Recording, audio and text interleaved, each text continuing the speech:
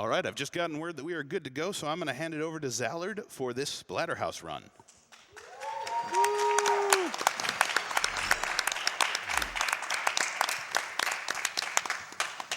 Hey everyone, it's zallard1. I'm going to be doing Splatterhouse 1 and 2. We're going to start off with 1, and then after that we'll go on 2. So behind me I have a couple of commentators. Could you introduce yourselves? Yeah, I'm Clage. Mike Uyama. Metron McFly. All right, and this is Splatterhouse 1. So start the time in 3, 2, 1, go.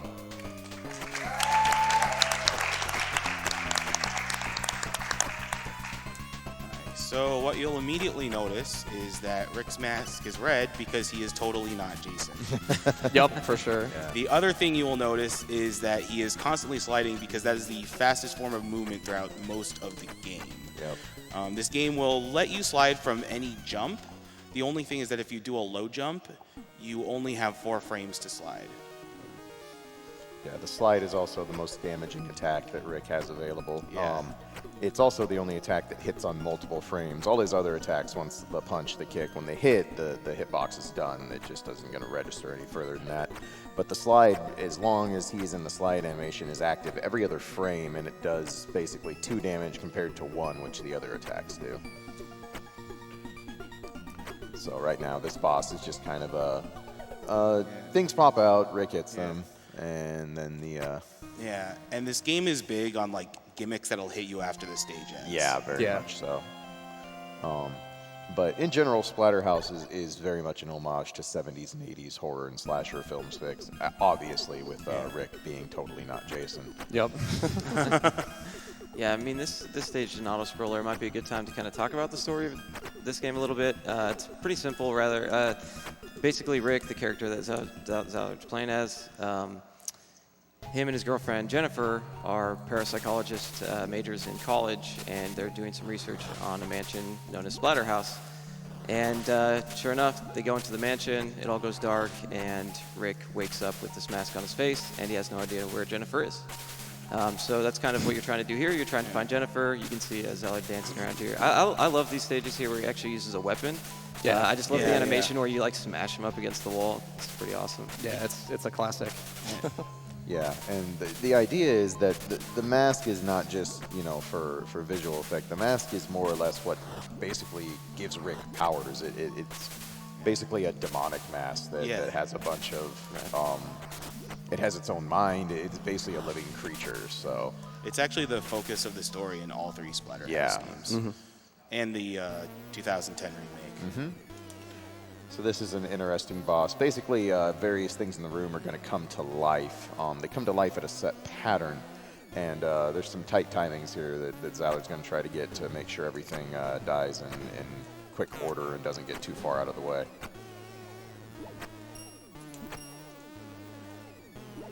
So you can see setting up opportunities to slide and destroy the knives there. All right, that wasn't too bad. Nicely done. Yeah, very nice. That painting is not easy to hit with that slide there. So Exactly. And it dies so quickly. That chandelier can actually hit you at the end, but I think it only does 1 damage. Yeah, and the arcade version does 6 damage, which means it's guaranteed to kill you. Oh yeah, that's a huge difference. And the other thing is that when he was fighting the painting, he made sure to slide while it was still about to move, and it's basically stuck there, so he can just hit it for all 3 hits that he needs out of the slide. So you'll notice Zallard moves forward with a lot of conviction in this game. He just kind of, charges slides at very specific intervals. For the most part, spawns in this game are very fixed. There's not a lot of randomness in when enemies show up, and a lot of the randomness that does exist is really easy for Zallard to manipulate. And that damage was taken on purpose, so he could be on the right of the screen, so he could exit this stage sooner. Yep. Yeah, that boss is Biggie Man. He's basically like this. He's a pretty notorious boss for anyone who's familiar with these games. If you let him do anything, then basically what happens, he'll just like his speed outclasses you in every way, and his mobility is just way too great. So you really want to just make sure you take care of the fight as soon as possible. Yeah, a lot of the if you were fighting bosses in the quote-unquote intended way, keeping in mind that this is originally an arcade game, the bosses are very much designed to out-footsie you and outplay you at every moment. They're very good at trading damage with you, and the bosses have more health than Rick does in most instances. And it's worth noting that in the arcade version, you only start off with 3 hearts. In the arcade version, it depends on like the dip switch settings. I think on standard, like you start with 4. Okay. You could, I think the hardest is like 2, and then easiest is 6. But yeah. So yeah, again, another auto-scroller section here. There's quite a few auto-scrollers in Splatterhouse, but it's definitely not an auto-scroller speed run. It's not easy to get through these sections clean and be as far over as you can to get out in maximum time. So I think now is a good time for donations because the mirror positions are fixed, so you can just predict where the enemies are coming from. Yeah, absolutely. Sounds good. I've got $50 here from Royal Blue Wizard. Well, nice. Donating because MSF is a fantastic organization and the world needs heroes like them now more than ever. Also, shout out to Zallard because you're the man. If not for Rick, the Terror Mask definitely would have wanted you as a host because you wrecked all the obstacles in your way, even blindfolded.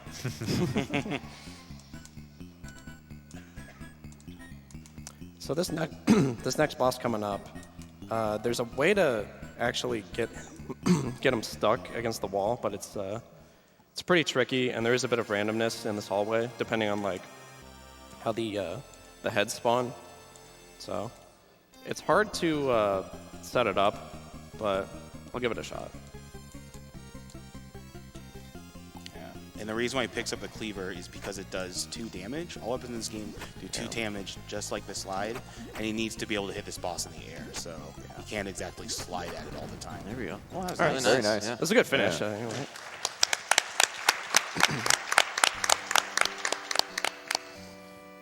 So it's probably worth noting, like, this game, so the Japanese version of this game on the PC Engine, which is the Japanese version of the TurboGrafx, there's a whole bunch of, like, there's a whole bunch of religious stuff going on here. Like, there's supposed to be, like, an altar and then, like, crosses, and, like, even that boss is supposed to be, like, an inverted cross. But they removed it, but, like, they didn't really do anything in terms of, like, the candles. Also, Jennifer's supposed to scream here. Not sure why you can't hear that at all. Like, it just has, like, the dramatic sting music. It's a little odd. So this is like one of the longer and more difficult stages. The randomness starts to come into play a little bit, especially on this version. Like, this next room, like the AI of the enemies are completely different from the arcade version. The arcade version's a little bit more aggressive in terms of these guys, but they like to backdash a lot whenever they are in range of an attack, unless they're like committed to a jump like that guy was. So this is the only part of the game where you can move faster than the slide because the downward slopes give you slightly faster speed than the slide. Yeah, it's interesting. The slopes only make you go faster if you go to neutral on your controller. If you actually hold right, it won't really be that much of a speed increase, but if Zallard basically lets the controller go back to neutral when he hits those downward slope ramps, then it becomes a faster movement option than the slide. Yeah. And now is a good time for donations because it's another auto-scroller. Sounds perfect. I've got $150 from Cute and Cuddly 2. Time to splatter some houses. I also have $20 from Ken McDowell. Good morning from California. Had to get up early to watch Zallard running the horror game series from my childhood, Splatterhouse. Love watching him doing the music dancing when waiting for the screen to scroll. Here's to another great GDQ, and shout out to all the runners and the crew. Yeah, you gotta dance, it's important. Yeah, definitely. That last room, you don't really get to see the gimmick of that room, but in that last room, the little Grim Reaper-looking guy flying around will actually revive any zombies that Zallard eliminates in that room. So it's really important for him to keep on top of that character and not allow him to come back, because that room can get very messy if the zombies start coming back to life. Yeah, and I'd like to mention one of the things Zallard just did there a moment ago. You can actually cancel your jump kick in midair into a punch, which is pretty crazy. The game's actually rather technical. You may not really notice it just from first glance, but it's pretty cool, all the crazy stuff you can do in this game. Yeah, and this is actually the most technical boss fight in the game. He's going to attack the boss with a certain pattern, so he can try to dodge the 6 damage, any damage that has a multiple of 6, because after the boss takes specifically 6 damage, it'll go into another form. Yeah. I messed up a little bit. So yeah, basically after Jennifer in the monster form takes 6 damage, she goes into this transition phase where she screams for Rick to help her. And it is possible to skip all the transitions, so still a very good fight though. So in this game, you get 2 hearts back. This next stage is like the most random stage in the game, basically. Yeah. So it's like it's a hallway with a bunch of random spawning enemies, and they can latch onto you if you're not careful and kind of drain your health. So you need to like press left and right really fast to shake them off. Yeah, and this entire stage until the boss is an auto-scroller, so there's not really too much to talk about. So Yeah, this is just going to be Zallard basically doing the best to position himself and eliminate these enemies before they can become a nuisance.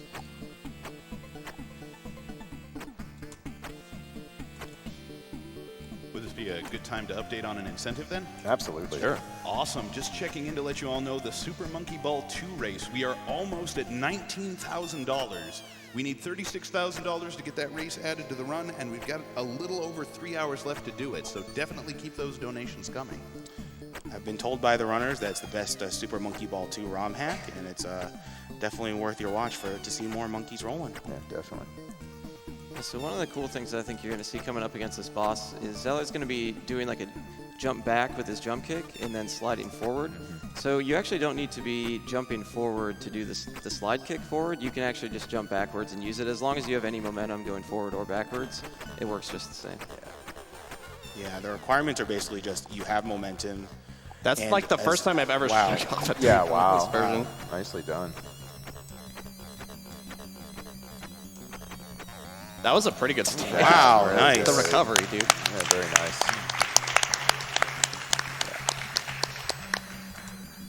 The slide, just in addition to being the best movement tool, the highest damaging attack Rick has, it just has an amazing hitbox on it. Basically, his entire leg, even a little bit out in front of his leg, is just one gigantic hitbox, but there's no hurt box on it. For an enemy to actually damage Rick while he's in the slide, it's going to have to hit him basically square up around where his head and torso are, which is really difficult with the position he slides in, which is why that move is so key throughout the entire run. So the stage is just kind of slow because the flame men are on proximity triggers, and the logs, if I remember correctly, are random. No, the logs are also proximity triggers. Oh, okay. It just, it's all depending on like where you're standing and like the pace of you like approaching the next enemies. Yeah, so we've come to the final boss here. Very nice. So what Zallard's going to be attempting to do on each cycle here is, if he slides into this boss, as long as the boss is in hit stun, you can stand inside their hurt box, very similar to like a Castlevania game, other games of the time. So he's basically trying to slide into the boss and then link a crouching kick after that, which will keep the boss in hit stun and allow him to not take damage. So far he's gotten all 3, which is really, really good. He's got to be pretty careful because, as you can see, the projectiles that come up from when the boss appears from the ground can actually hit you. So he's got to be a little careful when Yeah, it so comes now gonna revert to a little bit more safer strat just because of the bad RNG on the falling projectiles. Thankfully, your hitbox is front loaded, so that rock didn't actually hit me. Yeah. Well, the lag too. Nice. Nice. Really good fight. All right. So that was the final boss. Time is coming up right now. Time. Nice.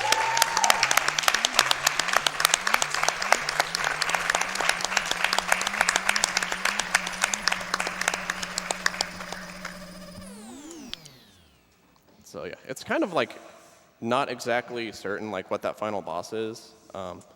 It's sort of just like left up to your interpretation, basically. My interpretation of it is it's like some kind of like demonic deity, but like really it's kind of up to you, and that's kind of Kind of a running theme of the series is the end of the game, the mask basically goes away only to come back and demand Rick's partnership, more or less, in each game. I do really like this end credits song. yeah, it's great. Yeah. Like both versions of it, like the arcade version and the TurboGrafx versions are really good. It gives you like it's sort of like a sad, like bittersweet feeling because like you defeated everyone, but like You lost the big Jennifer. the big twist is just like she ended up being the stage 5 boss. Yeah. So Yeah. it really leaves like a lasting impact on like when the first time you go through it because like it just sort of like turns the tables on your expectations. Yeah, this is definitely a point in gaming where you just expect you're going to save the princess, the heroine, whatever of the story. So definitely a curveball, and it only gets more wild and curveballish in the second game, which we're going to see Zallard go through next. Yep. So stay tuned for Splatterhouse 2. Yeah. Yeah, that should be coming up pretty shortly.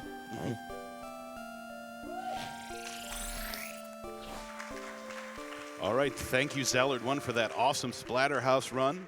Like you said, we're going to take a little time here, get set up for Splatterhouse 2. So I'm going to go ahead and get some donations going while we're standing by for that.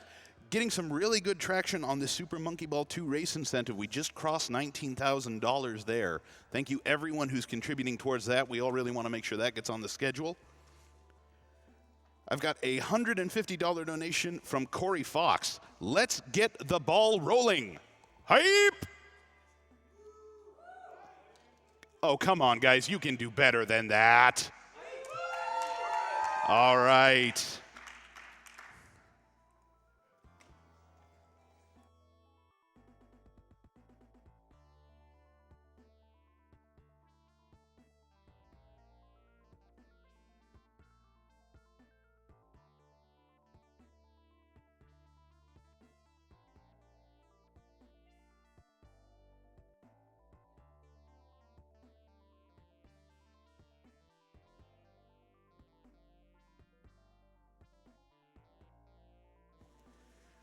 Failing Monkey donates $30. Good day from Australia. Money goes to Super Monkey Ball Incentive. Who doesn't want to see monkeys falling?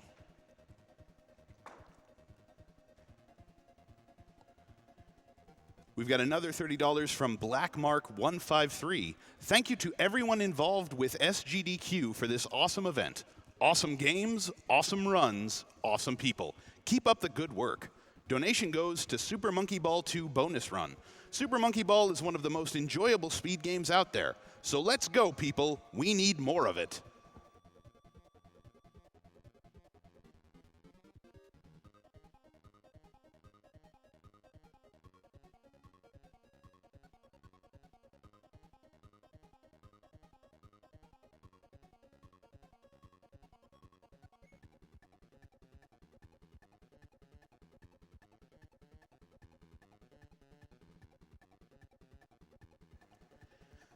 I have $30 from Only the Harvest. Sad I missed the chance to donate during the Metroid and Mega Man blocks, but still donating nonetheless. Thanks for putting good into the world, and keep fighting the noblest of fights. It is never too late to get in a donation, and every donation helps. So thank you to everyone out there who is, sending us their hard-earned money to support Doctors Without Borders.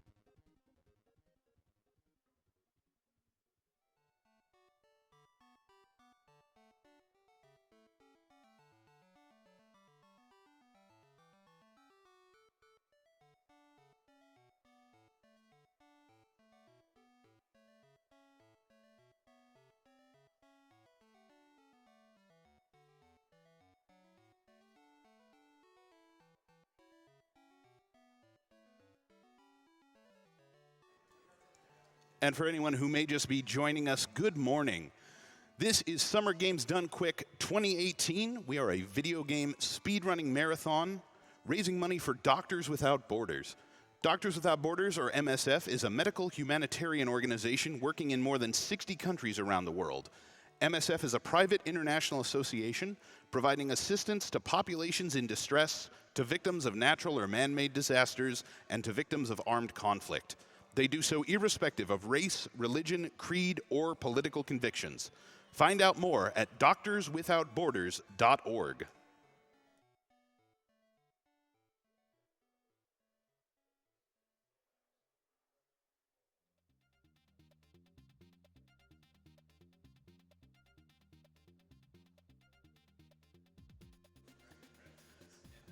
RC Jones 560 sends us $150. I know this is a ways down the line, but this is for getting that Pepsi Man run met. I feel like I'm obligated to donate for it since I work in a Pepsi bottling factory. Keep up the good work, everybody, and a big shout out to everyone behind the scenes that makes this all possible.